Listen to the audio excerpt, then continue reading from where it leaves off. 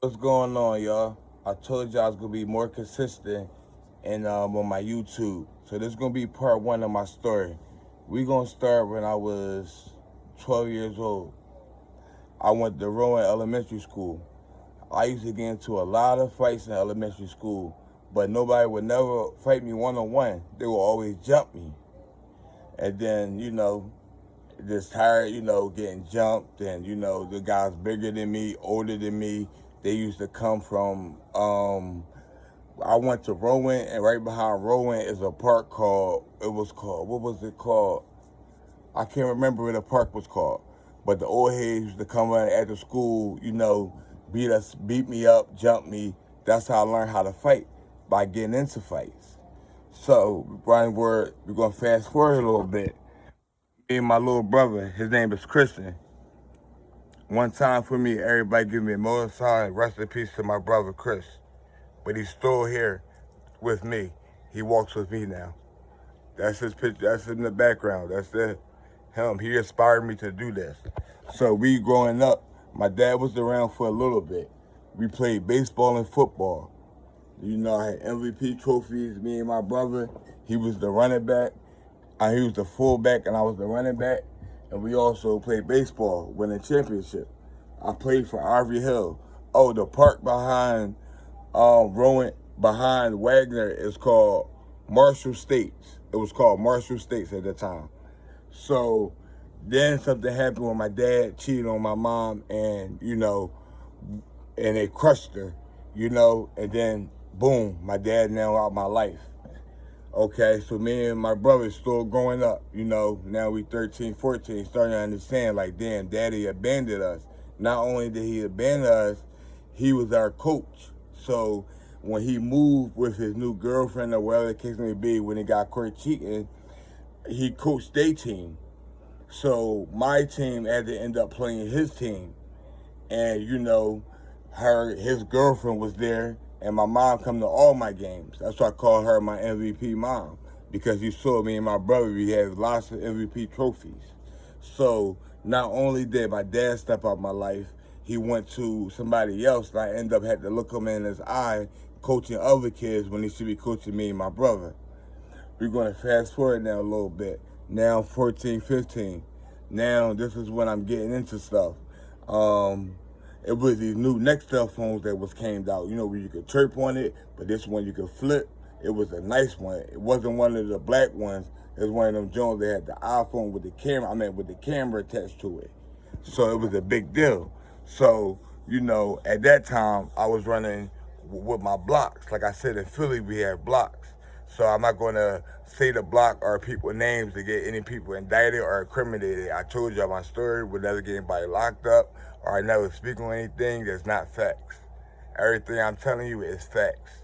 And you can look it up, Google it, whatever you need to do. If I don't know something, I'm not going to speak on it. So, okay, we 15. I started getting into fights. So one of my old heads wanted this guy's phone. So I took the phone. Once again, influenced by the street. So the old head telling me, no, work, go get our own phone. So I end up taking his phone. The guy ended up calling the cops on me. The cops came around, I threw a phone in the bushes. They put the handcuffs on me, and they had the guy that I took the phone from. He was in a paddy wagon. They shined a blue light on me. It was on Plymouth Street. They shined a blue light on me, and they pointed me out. They locked me up. That was my first time getting locked up. And I only went to the 35th, because the 35th was a station. That was my first charge, was a robbery. But end up, my guys I was running with at the time, that I still run with, is my brother to this day. We tight. I'm not gonna mention his name, cause like I said, I'm gonna get anybody incriminated. So he approached that boy and said, "Boy, you better not go to court with my guy." So court come around. I'm in there, my mom in there. I'm fighting a robbery. We get in there. He takes a stand and tell him it wasn't me. So my guys put pressure on him for him not to tell. Case dismissed. Case is over with. I'm 15.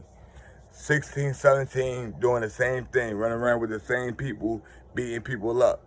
Then I beat somebody up so bad, and I got in trouble for it. This time, I got locked up. They sent me first, I locked up at the 35th, Then they sent me to the Youth Study Center in Philadelphia, which now we don't have a Youth Study Center in Philadelphia. They tore it down. That's how bad it was. So, okay, I get locked up. This time, they're going to keep me because I don't get bail yet because I'm not an adult. So they end up taking me to the Youth Study Center.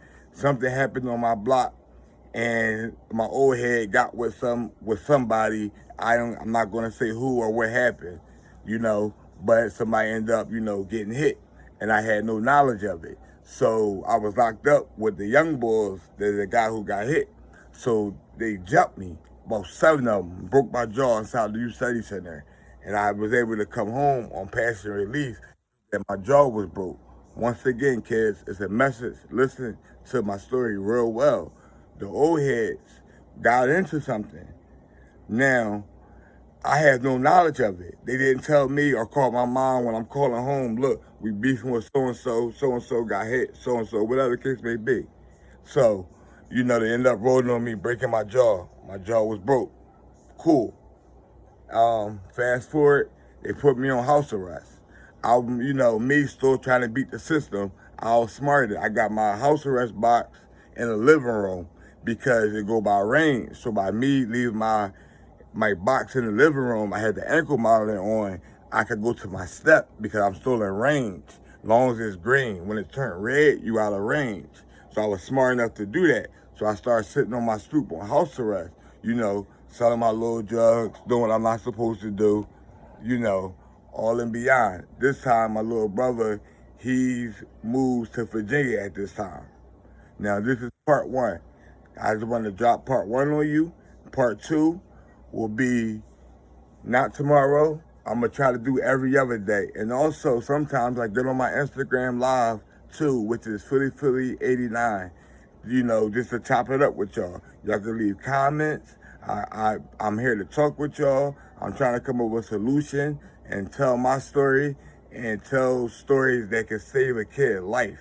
If I see something that can save a kid's life, I'm going to do it. I'm doing a lot of donations. I don't do a lot of, you can see some on Instagram, but I don't